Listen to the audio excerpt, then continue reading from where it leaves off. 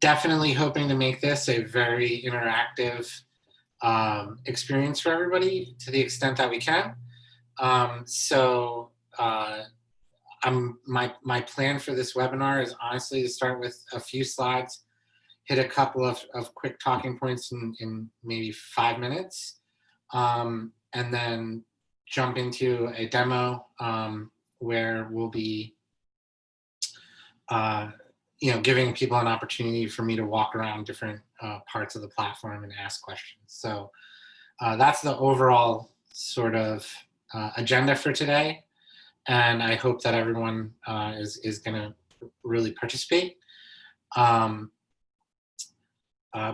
that's what we're going to do. And I guess I'll just start kicking it off now. So one of the people from Yellowdig that's going to be helping me out and possibly pulling up some data slides or some various talking points is Samuel Kampa. So he's one of the other PhDs on our client success team. He's been doing a lot of the visualizations and research into our platform. As head of client success myself, I've been doing a lot of the research into the platform. So our main goal with a lot of the answers to our questions are going to be to try to disseminate what we know from the research we've done into the platform. And one thing I always say is I can give you guys the sort of data-driven answer, but I don't have boots on the ground with your students in your classes. And sometimes goals for different people are different. So everything that we say is obviously a suggestion, or things that we talk about are suggestions. But for the most part, they are sort of aware of the overall data that we have for the platform, which at this point is pretty significant. My own background, and I'll let Sam introduce himself as well. My own background is in psychology and education. I got my PhD from Vanderbilt in psychology from Peabody College there, and went on to do a postdoc in the education department at the University of Delaware.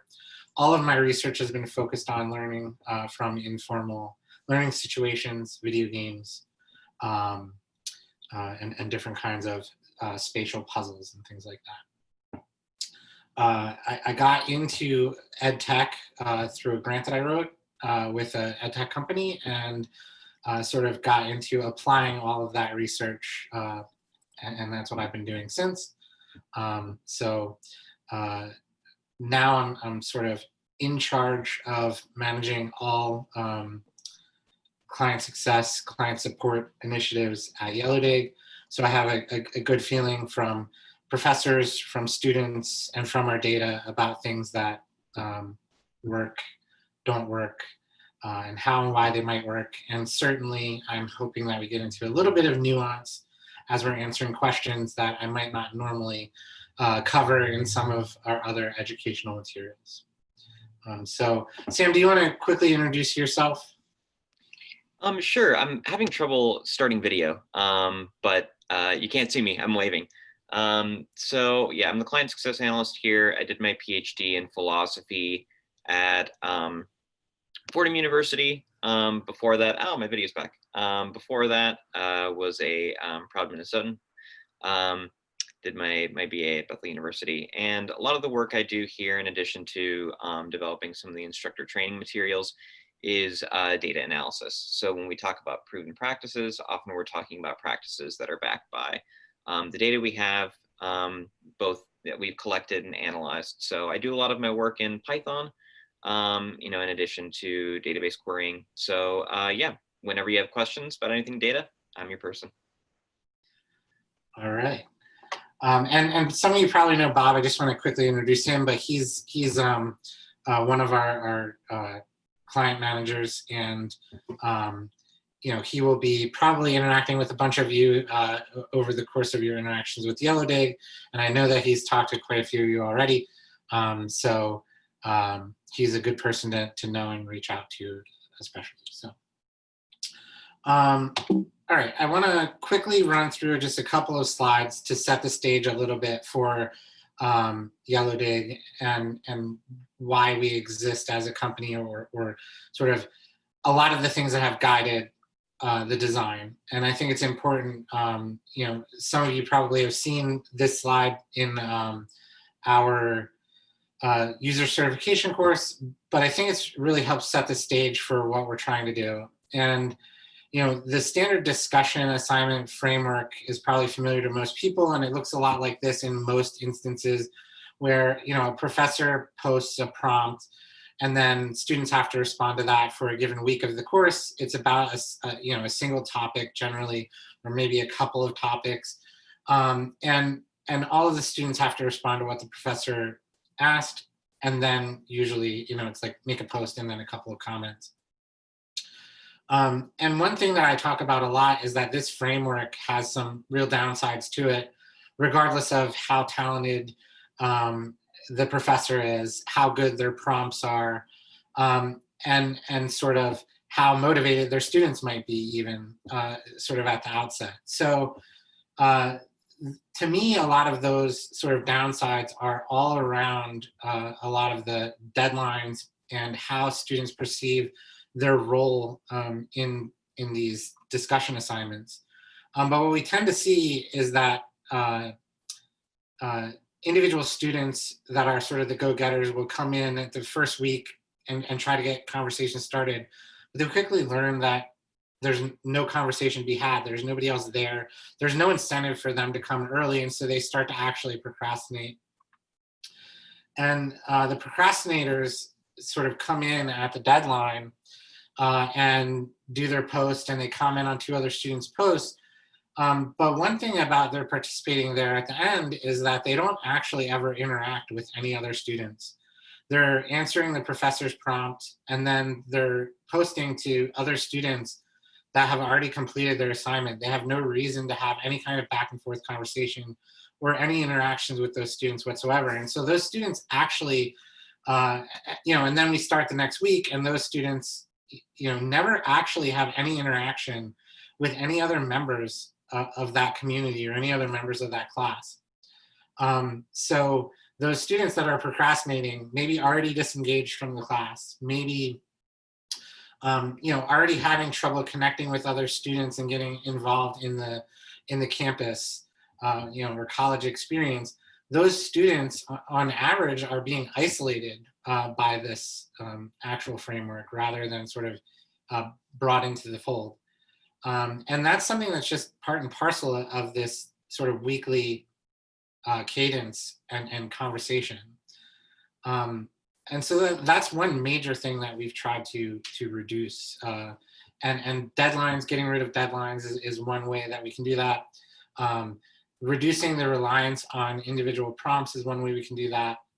But overall, a lot of the designs, you know, inherent in the Yellowdig platform are to break this down and enable something that looks more like this.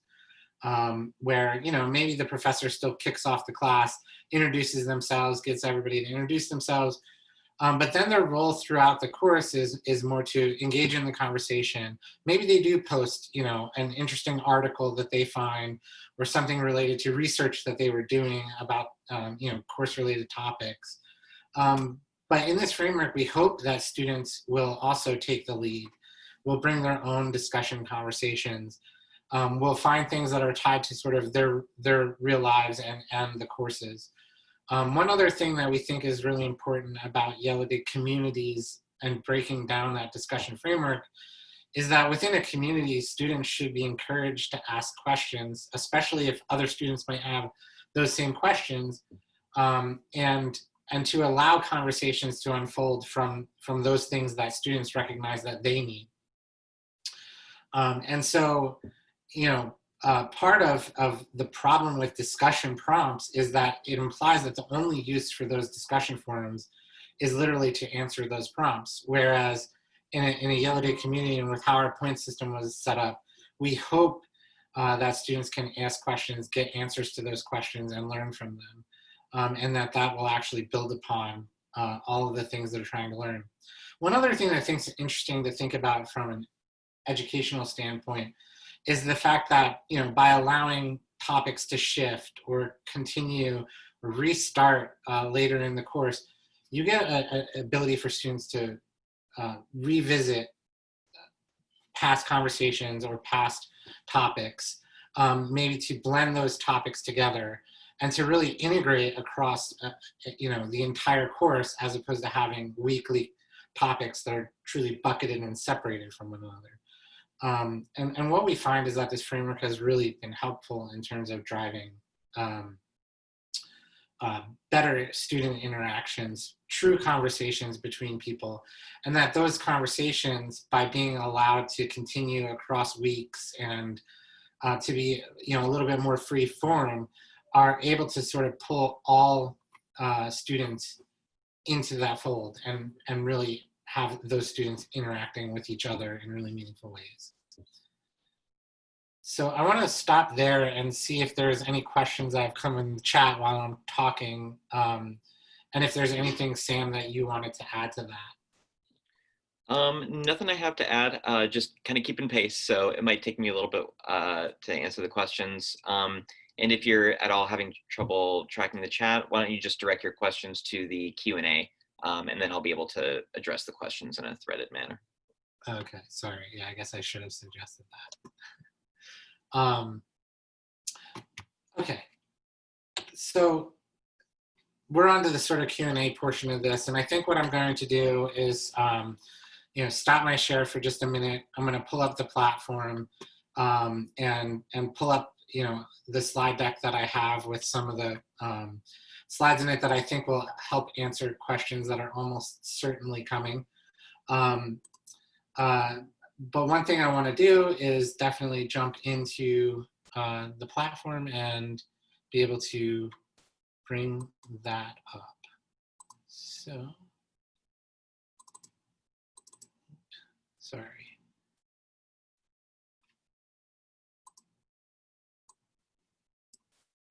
My computer is operating a little slow here.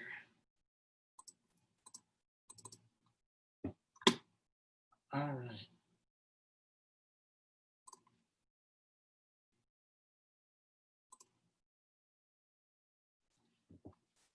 So, I'm assuming that most people that are attending this webinar have seen Yellowdig at least a little bit.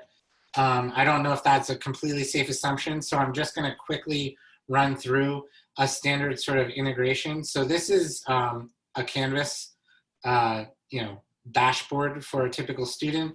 They would usually have different kinds of courses within their student experience.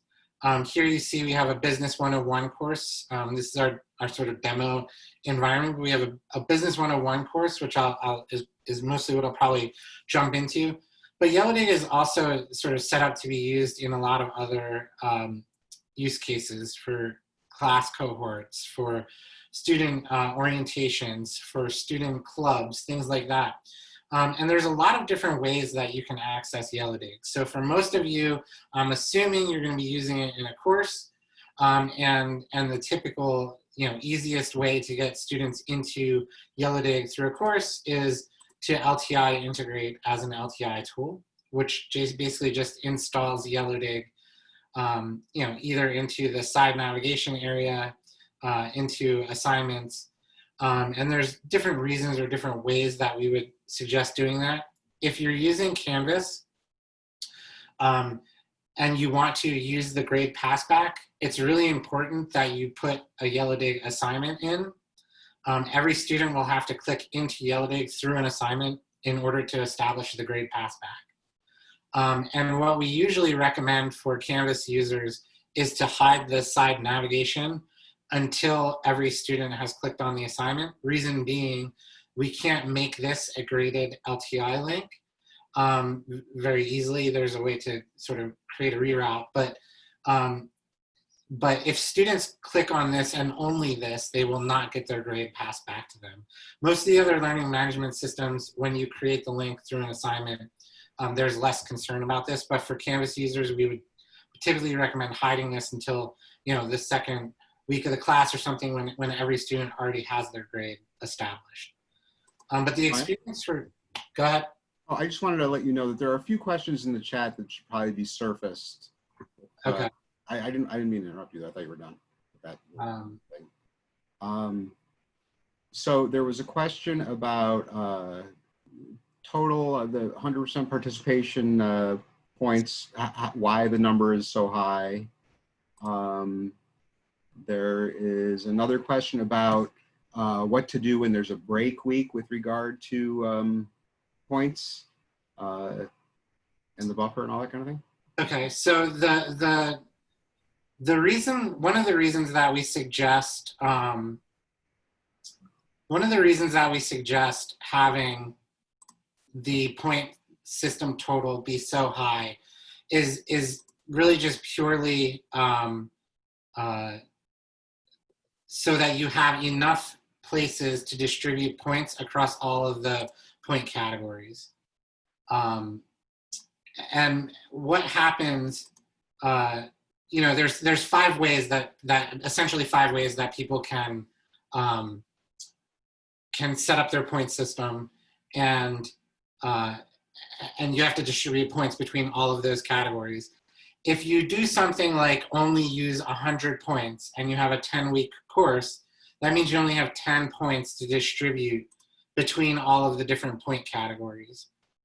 So the problem with that is just that you have to then do really weird things in order to get all of your point categories to like work out proportionally. And actually, maybe the easiest place to show this is here. But these are the different ways that students can earn points, and I found that underneath the grading area there. But these are the different ways that this board is currently configured to earn students points. And if you imagine that you have 10 weeks and 100 points as your total, then you only have 10 points to distribute every week. So now if you give 3 points to posts, you know, your options for giving points for comments is, you know, 2 or 1.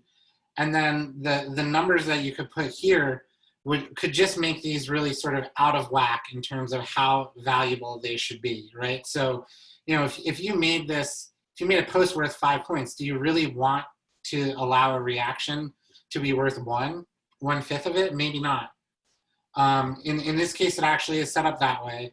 But it basically removes your ability to make these point values worth different amounts. And I guess one thing that I would mention about these is that the actual total values don't matter that much. It's the proportions between them. So if you consider that creating a new post is worth 250 points, and then, you know, creating a comment is only worth 125, essentially students will, in order to get to their point total, will look at those point values and decide how many posts they want to create or how many comments they want to create. If comments on another user's posts were 20 words and posts were 40 words, then per word, these would be equivalent. And so the idea here is that in general, we think that posts and comments should be worth about the same amount per word. And if you make those values more or less, it will obviously attract more students to create more of those things.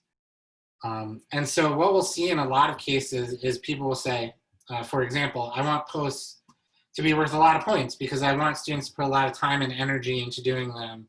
And, you know, I think it's really important that they write really high quality posts.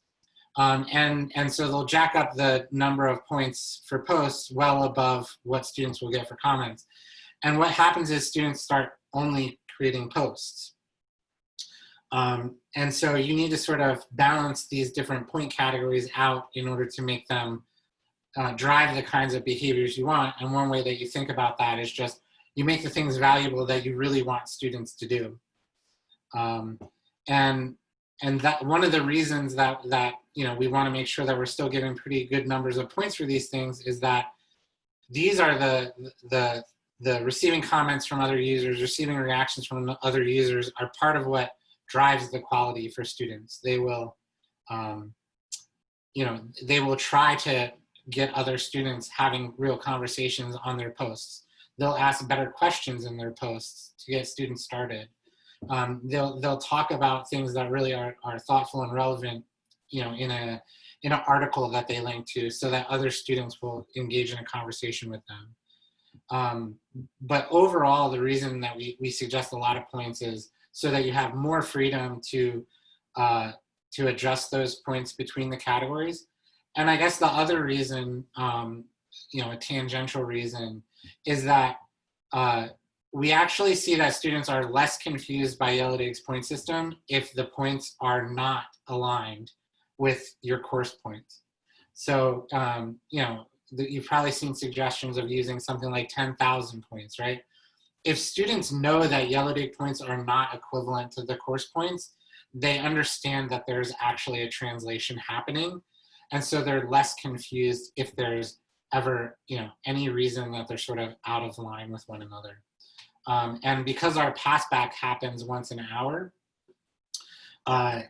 you know, other than that once an hour, there can be differences in the point system as students continue to earn between those passback events. So one other reason is that we find that students understand that there's like a currency conversion from Yellowdig to the LMS system, and they're actually less confused by you know, by the point system being different. I don't know if that's particularly clear to anyone, and I don't know. Sam, There's a anything to add? follow-up here that says, oh, wow, no, I can't see it. This illustration shows an overall point value of 19,200 for a class. Is that good or bad? I tried to follow the Yellowdig and start with 10,000 for the semester, which I think you more or less addressed. Yeah, I mean, trying to tell people exactly how they should set up their point settings has been a little bit of a challenge for us, only because the total values don't matter. It's really the proportions between them that change student behavior, right? So if you're asking me for how you should set up your course, in a lot of cases, I think you should just, you know, think of what you want to set up as a sort of weekly target number of points. And if you look at the defaults that we have set up in the platform, it will make recommendations based on what you set these point, you know, these point targets at. So, you know, as you're going through our point wizard, I would really just recommend going sort of step by step and thinking about, you know, that periodic target is basically how many, you know, how many points you want students to earn per week, set it at some number, and then, you know, I would generally recommend, especially the first time you're running Yellowdig, to just follow what the defaults are based on that. In a lot of cases, I honestly think of it as sort of 1,000 points per week as being a good value, and sort of easy for people to digest. And if it's a 12-week course, then you'd have a 12,000 point total. But you know, the actual values don't matter as much as their relation to each other in terms of the types of behaviors they're going to drive. So, you know, if I took this same point system and left the total number that students needed to get, but I doubled how much posts were worth here, most of the students would create posts and not really comment very much on each other's. And they would earn, you know, their 1,200 points with a couple of posts and maybe some of these reactions. But, you know, what I would generally tend to recommend is that you set the weekly total and then you think, okay, like how many points and comments is this likely to get me? And if you leave the defaults about what they are as you're heading into Yellowdig, for the most part, you know, it will get you around, you know, 4 to 5 comments and posts per week, with some other points earned via reactions and comments from other students and accolades and things like that. I hope that's helpful.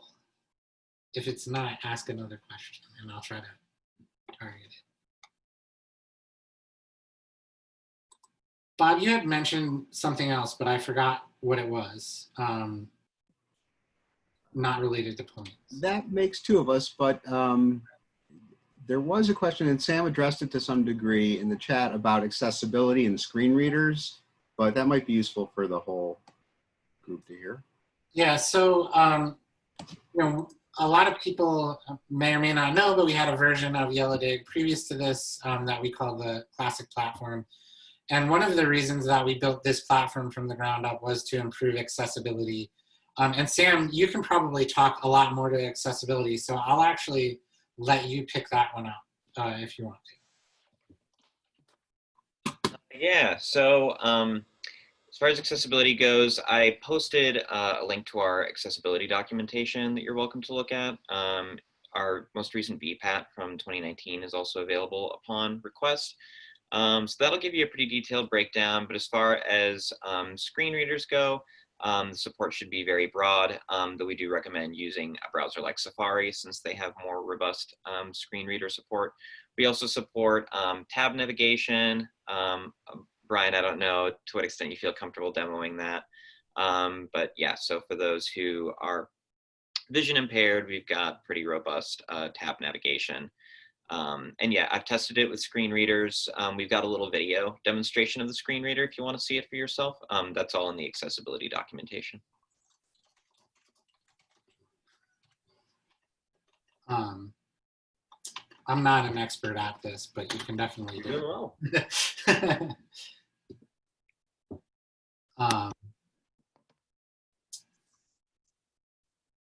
Yeah, All and if you have specific questions about aspects of accessibility, feel free to ask me.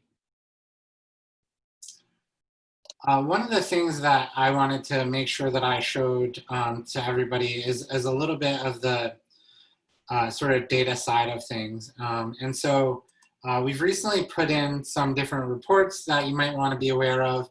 And there are definitely some sort of management things that you might be curious about or need to know at some point. So within the reports area, there is a points report. This has been in the platform now for quite a while.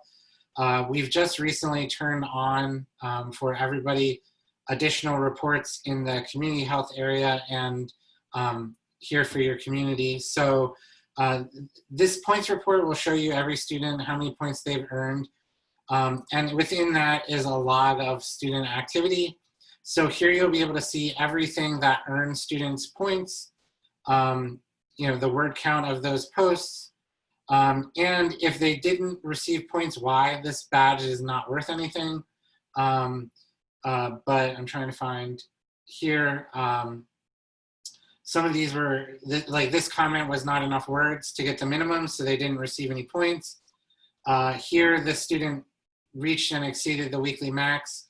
So, you know, they stopped receiving additional points for that week. One thing to note is that accolades and other accolades and any point additions or subtractions that you create as an instructor are still effective even beyond the weekly max, right? So in this case, this student had gotten all their points through interacting, and then the instructor came along and gave them a couple of badges, which they still got their points for through accolades. So, you know, that's an important little bit of functionality, I think, there for any questions about point earnings that may or may not have happened. We've tried to build a very robust log there. And within this, you can also go and add points for any reason with a message about why you did or didn't. You can subtract them as well. We generally don't recommend doing that, but you can. Those will also show up in the log, so the student will sort of be informed about how and why they got additional points. These community reports and member reports will show you really detailed CSV reports of individual member behaviors or of the community as a whole. So those can be really useful. And for anybody that's an admin, you can get those similar reports for your entire organization or any part of the subnetwork. There's, I think, 70 some variables within those reports. So there's really quite a lot in there that would tell you almost anything you would want to know about what students are doing in your communities. And I would definitely recommend checking those out. The other area I want to definitely point out, were there any questions that came up in there at all, guys?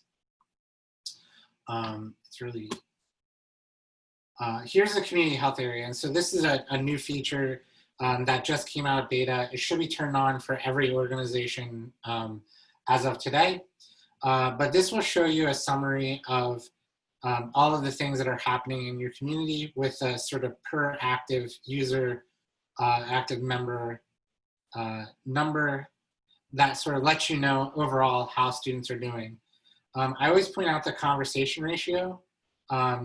In a standard discussion paradigm where it's 1 post and 2 comments, this conversation ratio would be about 2, which means there would be 2 comments for every post. In Yellowdig, we encourage this number to be much higher, upward of about 8.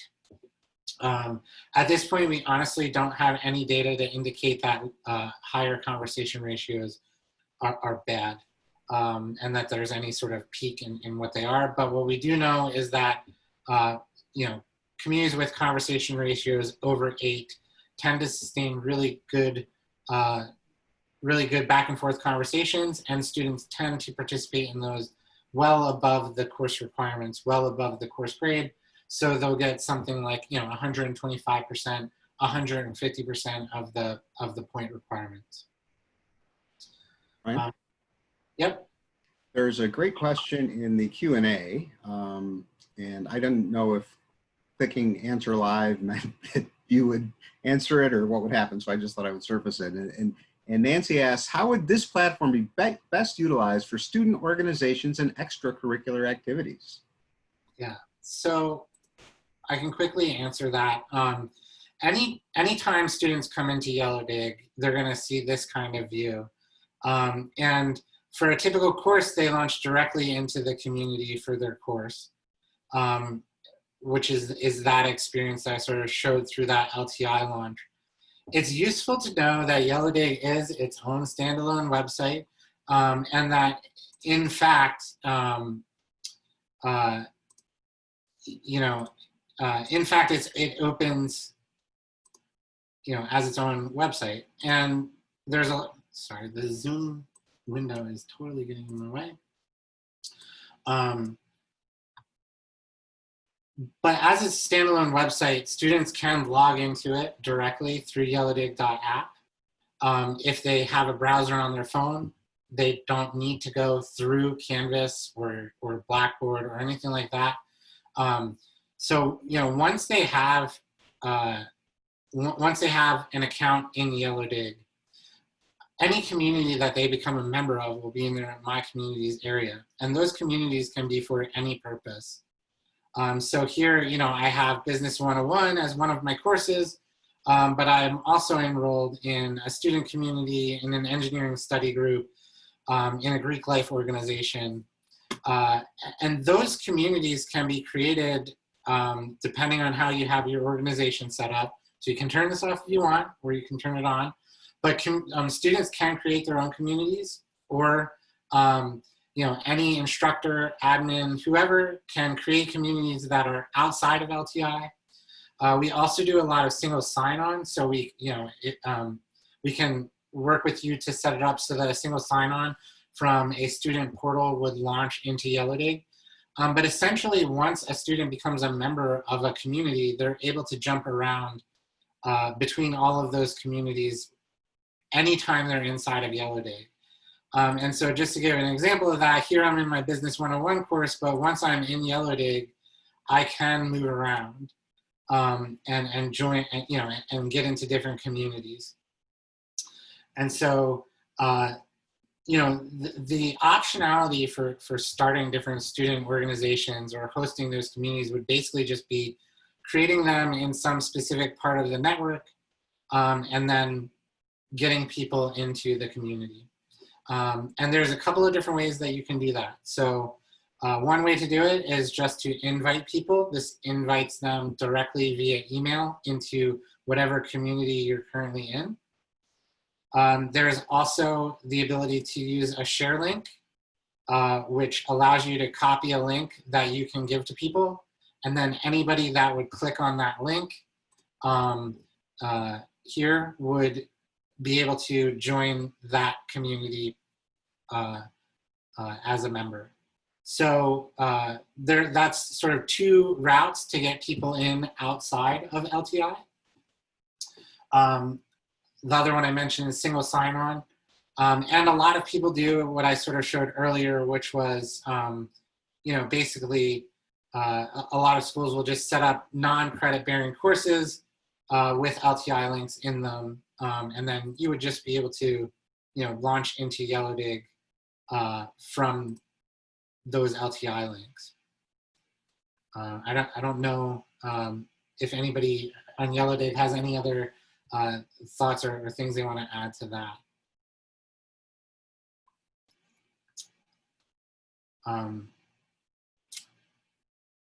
Yep.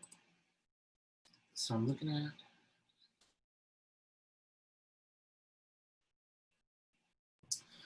Yeah, so Sheila's question in the Q&A, I could invite a bunch of students to join a community without them having an account already. And could you do it outside of LMS directly through a website? You definitely can. There's a lot of reasons we recommend using LTI if you have the option.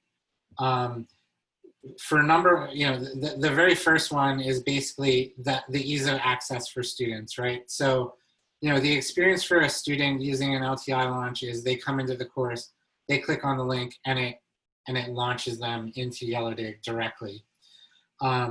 So one reason to enable that experience is that you can manage enrollment through the course. Basically, if students can get into the course, they can get into the Yellowdig community. One other reason for using LTI is that you can't use the grade passback to your learning management system without students first coming into their community through the LTI launch. So the LTI launch actually sends us information to know where to pass the grade back to. So the grade passing to the LMS completely does not work outside of LTI.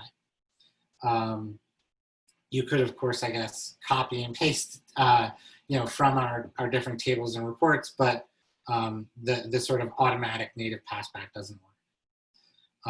I think the biggest reason, though, is really sort of access issues, right? The student experience of this is really seamless. If they sign into your learning management system, they launch into their community and they don't have to manage separate logins. They don't have to remember where another website is. And hopefully that experience is really super easy for them. But certainly for student clubs and things like that, we have people, inviting members in all the time outside of LTI.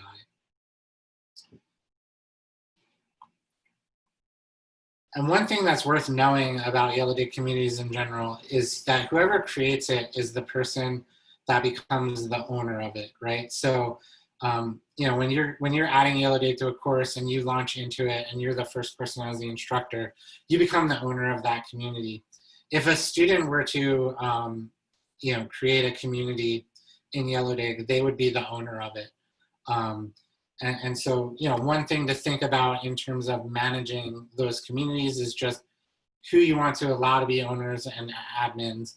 And one of the ways that you can manage some of those controls is by thinking about Yellowdig's network structure. So what we typically see people doing is something like creating a network for the university as a whole, and then creating sub-organizations of that university for different purposes. So one might be to have a student commons area that student life runs or something like that. What we typically see in a lot of cases is additional colleges within the university having their own subnetwork so that they can have different branding, or they can set different community defaults for their part of the network.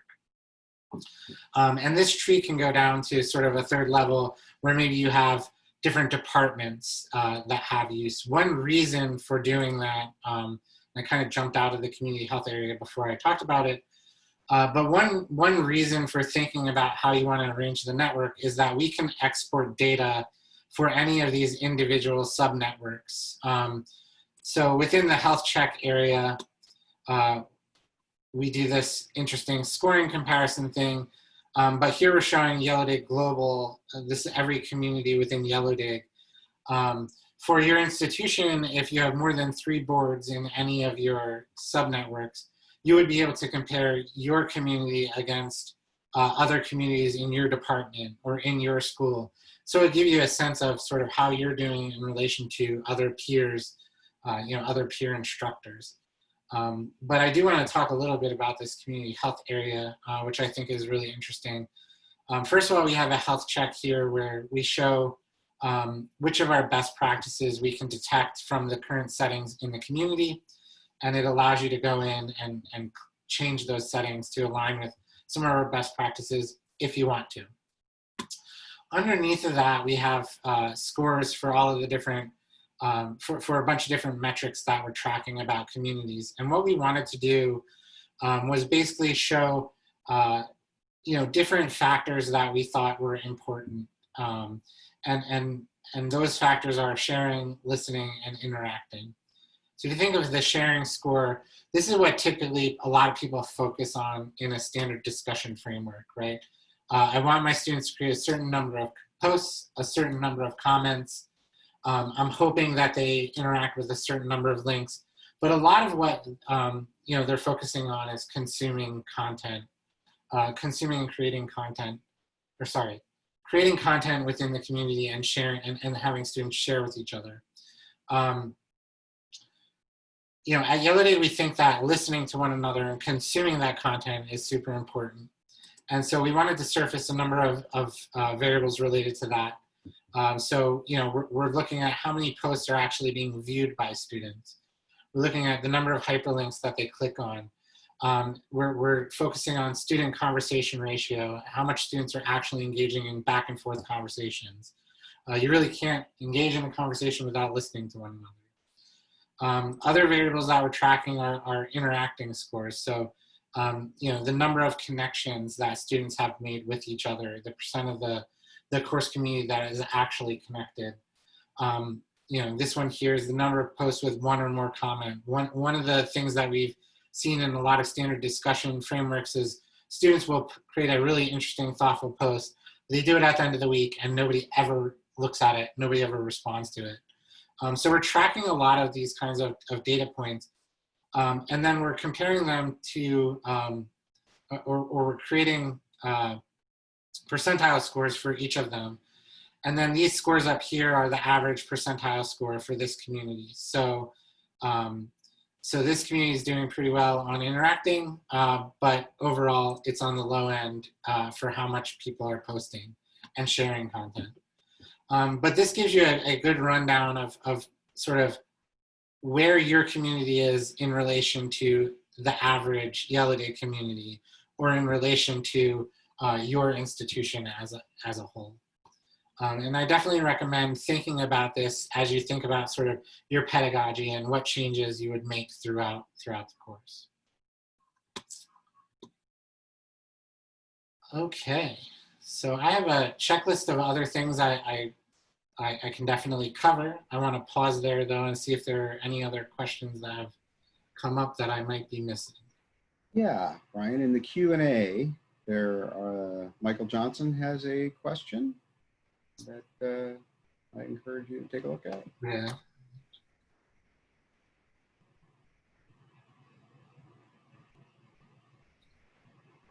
Yeah, so his question is about sort of our best practices, being a little bit about, not setting weekly topics. And I guess I'll try to actually jump into,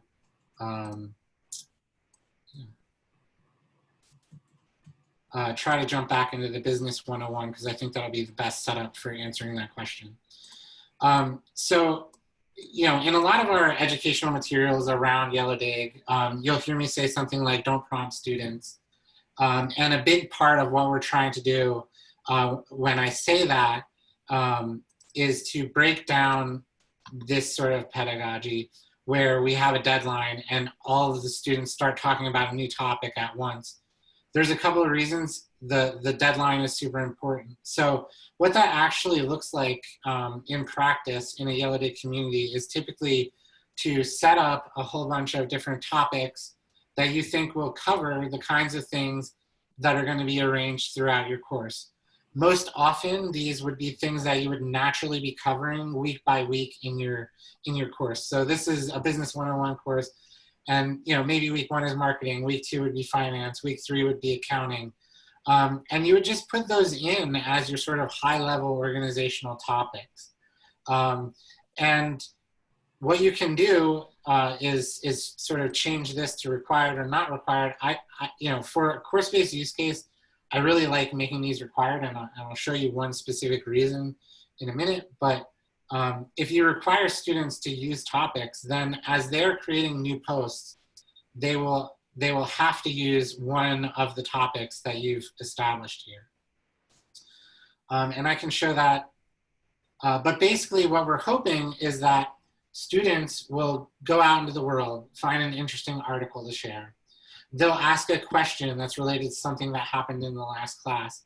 And when they go to create their topic of discussion, they'll be prompted to select one of those topics.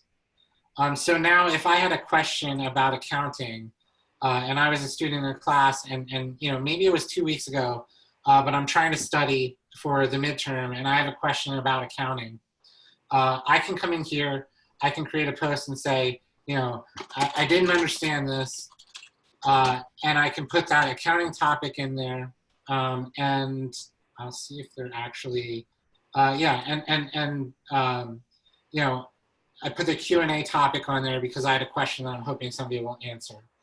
And then when I post this, it would show up,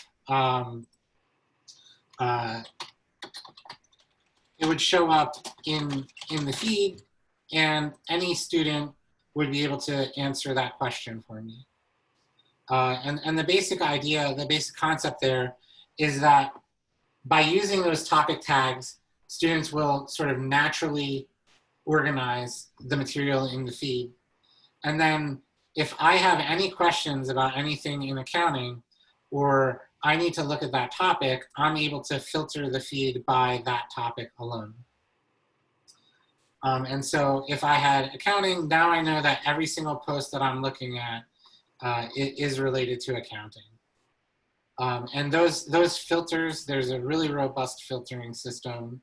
Those filters are all within this area, but any of these filters can be added on top of each other. So, if I knew that I had, a accounting topic by a specific member, I would be able to go in and search for that. And so that one that I just created is the only one with accounting created by Paul Professor. But you can layer those filters on top of each other to find really specific content that you need. And the basic concept here is that by allowing students to select what they want to talk about, they're going to talk about really relevant things, or things that they have questions about, or things that they feel like they need to talk about, or they're going to really bring interesting, really relevant stuff to your course from, that's happening in the real world. So one of the things that we saw, just for example, with really open communities without discussion prompts, is that as COVID-19 hit, they really didn't skip a beat. People started talking about things that were related to their topic and COVID-19, and those conversations just continued to happen. Whereas some of the ones that were more structured conversations, students started falling off, right? They're answering a prompt about something that's completely irrelevant as they're thinking about all of these things that are sort of swirling in the world around them.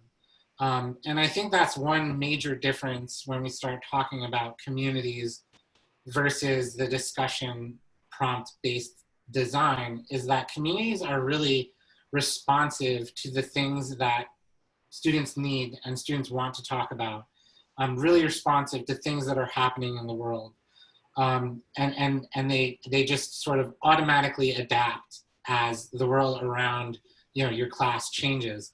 So one other good benefit for you in sort of adopting this model is that if you don't have prompts and students are bringing in the content and sharing the things, and maybe you bring in things that you're noticing, in the news yourself, or that you think are really relevant to what's happening in the field, but you don't have these pre-baked prompts. Your discussion can never be stale. Those prompts, if you don't have prompts, they can't be outdated. You don't have to redesign them every single semester, or sort of risk, your students not being interested in it. And so there's a lot of benefits to this kind of structure, and that's how I would typically think about it. Think about, your students taking a little bit more ownership and responsibility for the things that are posted there. And I think we see definitely that students take that responsibility pretty seriously.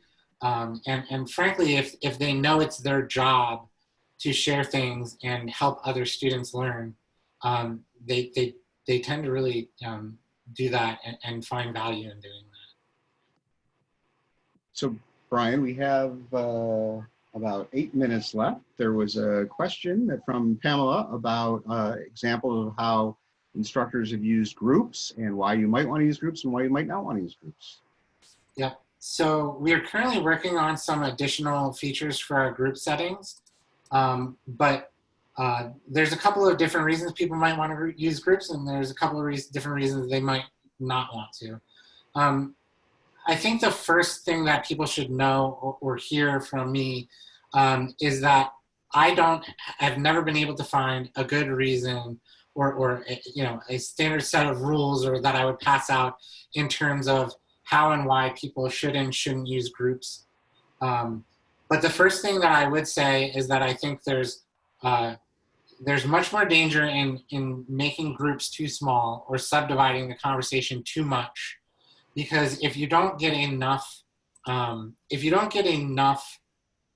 people interacting and putting content up there and enough things shared on a regular basis, people will start just not coming back to check it out, right? It's not as interesting. There's not as much stuff there to look into. There's not as many interesting conversations to be had, right? So in general, I tend to suggest larger groups just because they're easier to maintain a high level of participation, and participation does get a ball rolling where students will participate more. With that having been said, there's not a strong correlation between group size and the amount that students post in general. And there are a lot of other concerns that people may or may not have about groups.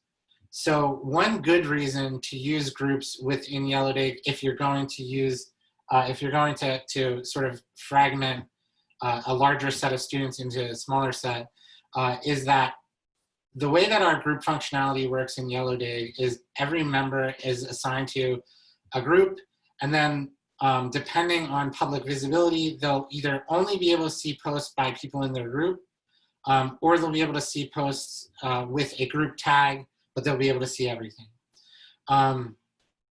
One reason that you might turn public visibility off is if you wanted to take a group of, a class of 500 and break it down into groups of 50, so that you would have 10 groups of 50. If you turn off the public visibility and you have groups enabled, 10 groups in a class of 500, it will round robin assign students to those groups, and then students, when they post with public visibility off, would only experience that community as if there were 50 students in it. The obvious benefit of that is if you want to keep all of your data together and you want to have one set of administrators, they see everything that's posted. So you can have one set of administrators administering 500 students, but the students are only experiencing that community as if there are 50 people in it. And so, that can help control some of the worries about communities getting really too large. However, I will say we have communities of 5,000 students that are actively participating. And for the most part, it's not that overwhelming of an experience because the community feed still only shows you a couple posts at a time, right? If you think about something like Facebook, Facebook will show you posts till eternity if you keep scrolling. But it doesn't feel overwhelming because you still only see a couple of posts at a time. It's the same kind of experience for a really large community. So that's another reason I would generally say, like, you can run really large classes with Yellowdig without having to break down groups. But there is some functionality there to support that. I want to give Kaylee a chance to jump in here. There were a couple of things I know she wanted to talk about at the end of our slide deck. I want to let her cover that. I can definitely stick around for a little while afterwards. If anybody wants to stick around and ask more questions, I'm happy to do that. Do I have to make you? I think I have to make you. I think you have to make me a host so that There you go. you can see my face. There you go. Okay, cool. Hi, everyone. For those of you who don't know me, I'm Kaylee. I'm the Growth Marketing and Partnership Specialist here at Yellowdig. So just wanted to let you know about some upcoming events and ways that you can connect with Yellowdig. So we're going to be at both the COLT conference and the DTNL conference. We happen to be presenting on the same day, but August 6th. So we're presenting at COLT at noon Eastern Time. COLT is a conference hosted by the University of Colorado system. So typically, obviously, it would be happening in Colorado, but is virtual. And DTNL is the Distance Teaching and Learning Center within the University of Wisconsin. And so again, obviously it would normally be in Wisconsin, but both are virtual this year. So if you want to hear more about Yellowdig, we invite you to attend either of those conferences and hear our presentation. And then we also have another webinar coming up. So kind of as a follow-up to this one, this was kind of our new user Q&A. Our next webinar is going to be Thursday, August 13th at 1 p.m. I can go ahead and drop that link in the chat as well, but we'll be hearing from a panel of new users. So that'll be really exciting to kind of hear their perspective and their experience with Yellowdig, especially being a new user of the platform. I'm going to drop the link in the chat there. Yeah, and that one is going to be largely our actual users talking. So you definitely won't hear me talking as much. Yes, we'll be hearing from a couple different people, their perspective and experience. So that'll definitely be a good one.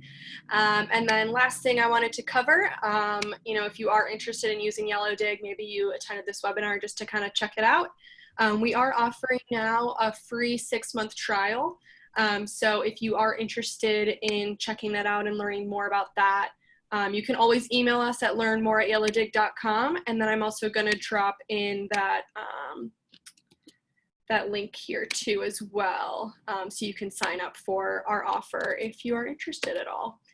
And then I'm going to put in my email address too if anyone wants to reach out to me and discuss. Oh, it didn't link, but that's okay. It's just Kaylee@yellowdig.com. So if anyone wants to talk about anything related to how you can partner with Yellowdig, you can feel free to reach out to me. But thank you everyone for attending today. So the offer still stands for me to stick around if anybody has other questions, but I think that about concludes what we had to share with you today. And thank you all for attending. I think and hope that most of you are going to be starting up courses soon. Definitely reach out to us if you have any additional questions.